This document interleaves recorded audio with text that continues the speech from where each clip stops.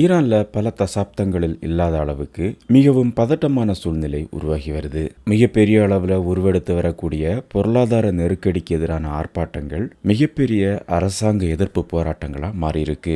Satellite உள்ளிட்ட இணைய சேவைகளை முற்றிலுமா முடக்கிய பொழுதும் போராட்டங்கள் தொடர்ந்து முக்கிய நகரங்கள்ல பரவி கொண்டே வருது. இதனால மில்லியன் கணக்கான மக்கள் எந்த தகவல்களும் பெற முடியாம தவித்து கொண்டிருக்காங்க.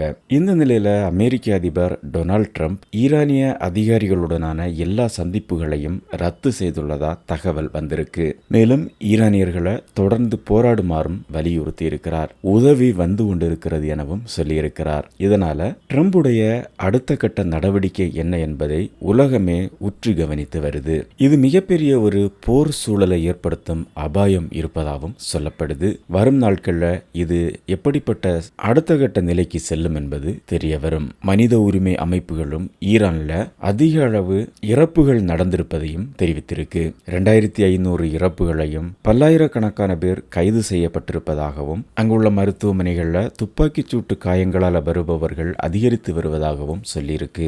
மரண தண்டனை குறித்த அச்சம் அதிகரித்து வருவதாகவும் மனித உரிமை அமைப்புகள் தெரிவித்திருக்கு. ஈரானோட வர்த்தகம் செய்யக்கூடிய எந்த நாடாக இருந்தாலும் அவர்களுக்கு 25% வரியை போடுவோம் என ட்ரம்ப் கூறியிருக்கிறார். ஈரான் அமெரிக்கா இடையே மீண்டும் மோதல் ஏற்படும் அபாயம் உள்ளதால போராட்டங்கள் தொடர்ந்து அதிகரித்து கொண்டே வருது. உதவி வந்து கொண்டிருக்கிறது என ட்ரம்ப் கூறியதற்கு என்ன அர்த்தம் என செய்தியாளர்கள் கேட்டதற்கு நீங்க தான் அதை கண்டுபிடிக்கணும், மன்னிக்கவும் என அவர் கூறியிருக்கிறார். இதனால் ஏதோ ஒரு முக்கிய முடிவை ட்ரம்ப் எடுக்கப் போகிறார் என்பதையும் வல்லுநர்கள் தெரிவிக்கிறாங்க. வரும் நாட்களில் டொனால்ட் ட்ரம்புடைய நடவடிக்கை எந்த வகையில் மாறும் என்பது தெரிய வரும்.